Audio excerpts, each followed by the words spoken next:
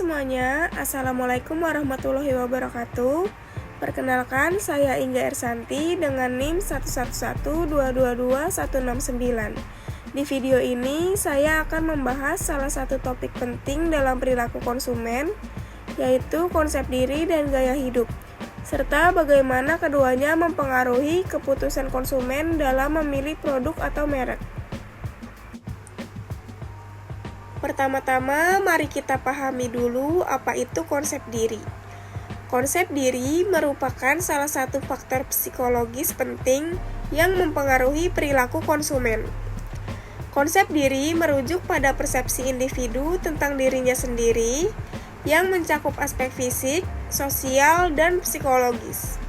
Kenapa konsep diri penting? Karena konsep diri mempengaruhi bagaimana seseorang ingin dilihat oleh orang lain dan bagaimana ia memilih barang atau jasa. Pemahaman tentang konsep diri sangat penting bagi pemasar karena mempengaruhi cara individu memilih dan menggunakan produk serta merek. Nah, konsep diri ini punya beberapa komponen utama. Yang pertama, konsep diri aktual, yaitu bagaimana seseorang melihat dirinya sendiri saat ini, sesuai dengan kenyataan menurut pandangannya sendiri. Yang kedua, konsep diri ideal, yaitu bagaimana seseorang ingin menjadi atau ingin dilihat oleh orang lain. Biasanya merupakan gambaran diri yang lebih baik atau sempurna. Kemudian ada konsep diri sosial, yaitu bagaimana seseorang percaya orang lain memandang dirinya. Ini adalah persepsi pribadi tentang penilaian orang lain terhadap dirinya. Dan terakhir, ada konsep diri ideal sosial, yaitu bagaimana seseorang ingin dipandang oleh orang lain di lingkungan sosialnya. Semua komponen ini saling berhubungan dan ikut membentuk perilaku konsumen dalam kehidupan sehari-hari. Selanjutnya, kita masuk ke gaya hidup. Gaya hidup adalah pola hidup seseorang yang tercermin dari aktivitas, minat, dan opininya, atau biasa dikenal dengan istilah AIO, Activities, Interests, and Opinions. Gaya hidup seseorang sangat dipengaruhi oleh konsep dirinya. Kenapa? Karena setiap orang pasti ingin hidup sesuai dengan gambaran dirinya, baik gambaran dirinya yang nyata maupun gambaran ideal yang dia impikan. Gaya hidup merupakan pendorong dasar yang mempengaruhi kebutuhan dan sikap individu, juga mempengaruhi aktivitas pembelian dan penggunaan produk. Dengan demikian, gaya hidup merupakan aspek utama yang mempengaruhi proses pengambilan keputusan seseorang dalam membeli produk. Faktor-faktor yang mempengaruhi gaya hidup. Selanjutnya, kita akan membahas faktor-faktor yang mempengaruhi gaya hidup seseorang. Secara umum, faktor tersebut dibagi menjadi dua, yaitu faktor internal dan faktor eksternal. Yang pertama, faktor internal yang berasal dari dalam diri individu, meliputi sikap, pengalaman, kepribadian, motif, dan persepsi. Yang pertama kita bahas adalah sikap.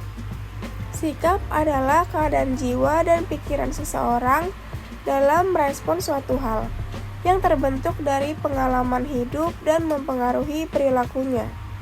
Yang kedua, pengalaman. Pengalaman adalah hasil dari tindakan atau kejadian masa lalu yang akan membentuk pandangan terhadap suatu objek atau situasi. Yang ketiga, ada kepribadian. Kepribadian merupakan ciri khas individu dalam berpikir dan berperilaku, yang akhirnya membentuk gaya hidupnya. Selanjutnya ada motif. Motif adalah alasan atau dorongan di balik perilaku seseorang. Misalnya, kebutuhan akan prestis bisa membuat seseorang menjalani gaya hidup mewah. Dan yang terakhir ada persepsi. Persepsi adalah cara individu memilih, mengatur, dan menafsirkan informasi yang diterima untuk membentuk pandangan terhadap dunia sekitarnya. Faktor yang kedua adalah faktor eksternal yang berasal dari lingkungan luar, seperti keluarga, kelas sosial, dan kebudayaan. Yang pertama, keluarga berperan dalam membentuk sikap dan kebiasaan seseorang sejak kecil. yang akan mempengaruhi pola hidupnya di masa depan. Yang kedua, kelas sosial. Kelas sosial merupakan kelompok dalam masyarakat yang memiliki nilai, minat, dan tingkah laku yang serupa, serta berhubungan dengan status sosial seseorang. Dan yang terakhir, kebudayaan. Kebudayaan mencakup kebiasaan, norma, dan nilai-nilai yang dipelajari individu dalam masyarakat, yang kemudian membentuk cara berpikir dan bertindak sehari-hari. Selanjutnya, mari kita bahas tentang hubungan konsep diri dan gaya hidup. Bagaimana sih hubungan konsep diri dengan gaya hidup?